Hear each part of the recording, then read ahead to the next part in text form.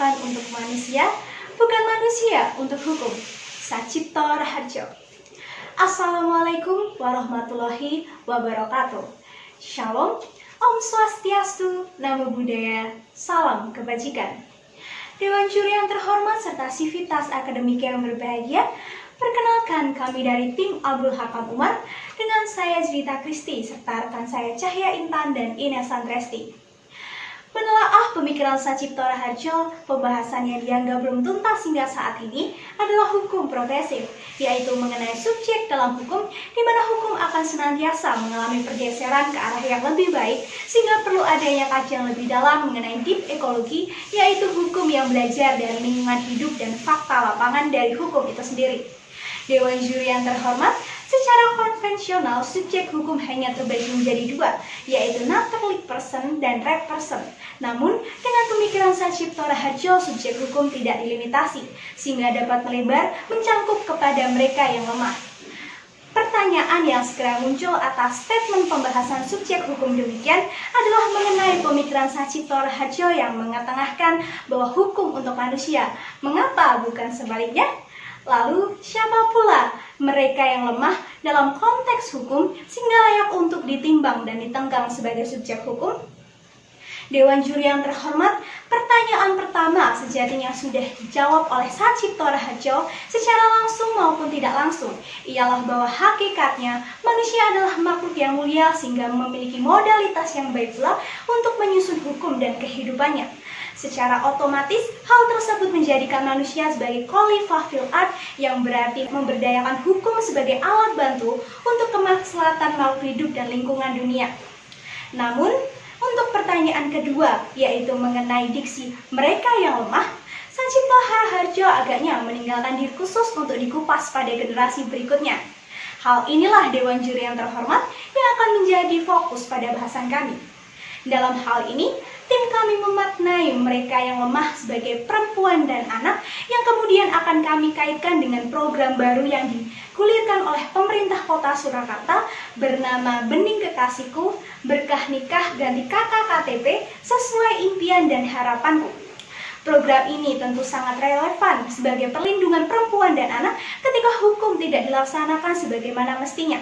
Pemerintah kota Surakarta juga telah menemukan fakta lapangan bahwa masih maraknya kumpul kebo dan free sex di kalangan masyarakat akibat pikiran tentang rumitnya sistem administrasi kependudukan.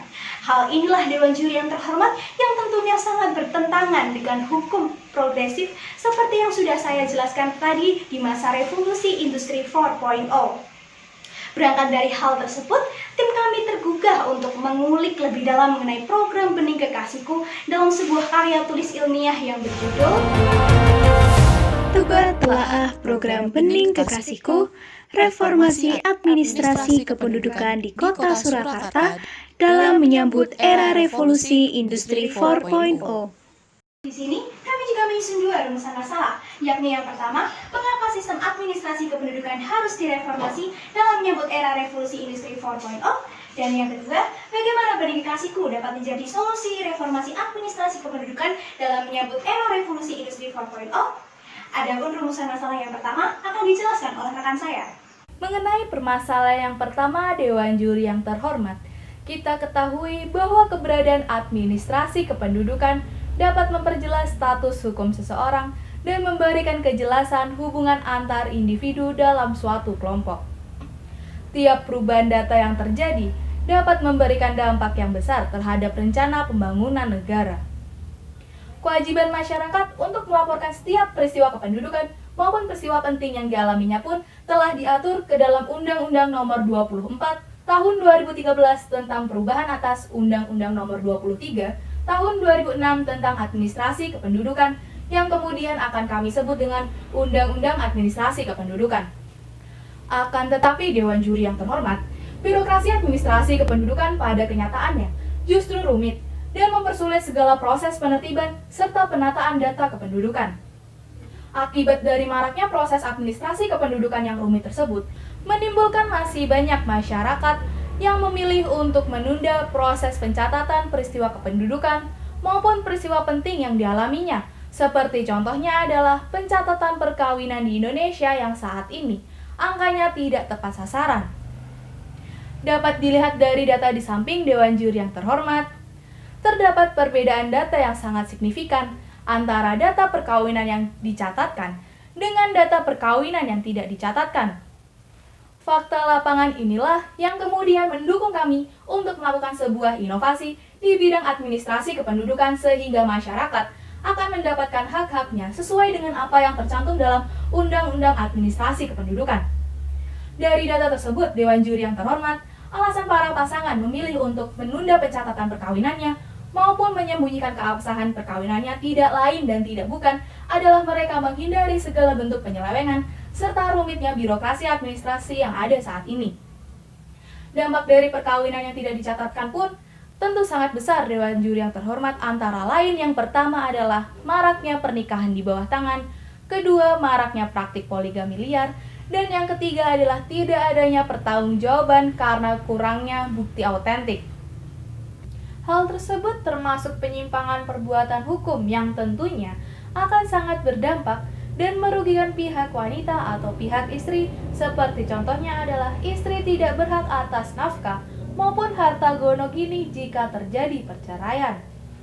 Pihak istri pun akan mengalami kesulitan Dewan Juri yang terhormat apabila ia hendak menuntut suaminya jika terjadi segala bentuk kelalaian, seperti contohnya adalah tidak terpenuhinya kewajiban sebagaimana yang tercantum dalam pasal 34 ayat 3 Undang-Undang Nomor 1 Tahun 1974 tentang perkawinan, maupun terjadinya tindakan penelantaran sebagaimana yang dimaksud dalam pasal 9 Undang-Undang Nomor 23 Tahun 2004 tentang penghapusan kekerasan dalam rumah tangga karena kurangnya bukti autentik.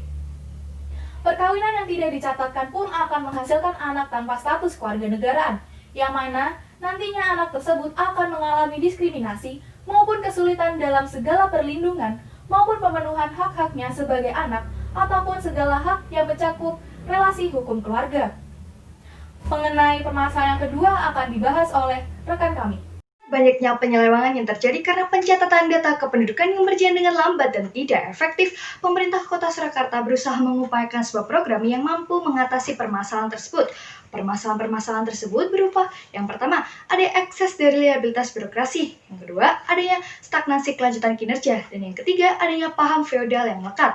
Oleh karena itu, pemerintah Kota Solo meluncurkan sebuah program yang dinamakan dengan Bening Kekasihku, yang artinya berkah nikah ganti kakak KTP buku nikah sesuai impian dan harapanku. Sejatinya, Bening Kekasihku berusaha membantu problematika yang terjadi di tengah-tengah masalah pencatatan kependudukan.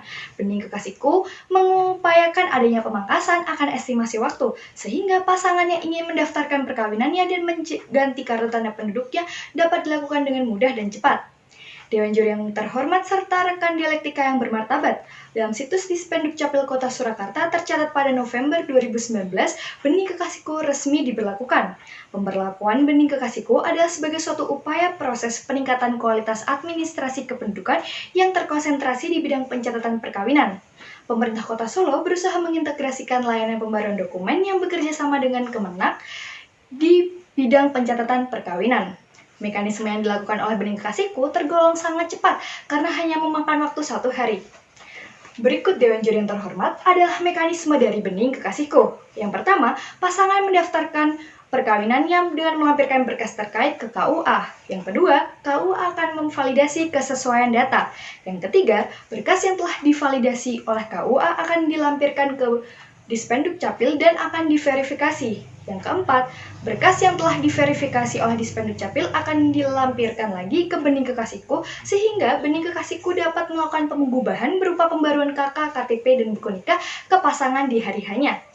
Tentu saja Dewan Juri yang terhormat, sejak Bening Kekasihku resmi diterapkan dalam data agregat Dispenduk Capil Kota Surakarta, pencatatan perkawinan menunjukkan angka yang cukup signifikan meningkat. Tercatat 322 orang mendaftarkan perkawinannya sejak 2018 sampai 2019. Tercatat pula 44 pasangan yang mempublikasikan perkawinannya akibat manfaat dari Bening Kekasihku. Hal ini tentu saja dapat dijadikan sebagai sebuah pedoman dan bukti bahwa pemerintah Kota Solo telah sigap dan siap dalam mengentaskan permasalahan birokrasi yang ada dan mengecilkan ekses yang merugikan hak-hak anak dan hak perempuan di kemudian hari. Dewan Juri yang terhormat, menyimak seluruh pemaparan yang telah dijelaskan, dapat ditarik 2 kesimpulan. Kesimpulan yang pertama, di era revolusi industri 4.0, ketika kecepatan, ketepatan, dan keberdayagunaan sebuah program menjadi kunci sukses pelayanan publik, terutama di bidang pencatatan perkawinan, ketika pungutan liar, estimasi waktu yang lama, dan proses yang berbelit masih menjadi masalah, hal tersebut tentu saja sudah tidak lagi relevan. Oleh sebab itu, diperlukan adanya suatu upaya mereformasi administrasi kependudukan dengan sebuah terobosan baru, yaitu inovasi. Kesimpulan yang kedua adalah keberhasilan Bening Kekasihku sebagai bukti yang telah dipaparkan di atas menjadi bukti konkret bahwa keberhasilan Bening Kekasihku dapat mempermudah pasangan dalam mencatatkan perkawinannya, mengefisienkan waktu, dan memangkas segala kerumitan birokrasi yang ada sehingga tidak menyebabkan ekses yang merugikan pasangan-pasangan dengan tidak didapatkannya hak relasi keluarga pada anak dan tidak terpenuhinya hak bagi wanita. Dewan Juri yang terhormat, kami pun merekomendasikan Bening Kekasihku sebagai best practice kepada Kementerian Dalam Negeri untuk dapat diaplikasikan kepada Dispenduk Capil seluruh pemerintah daerah baik kota maupun kabupaten.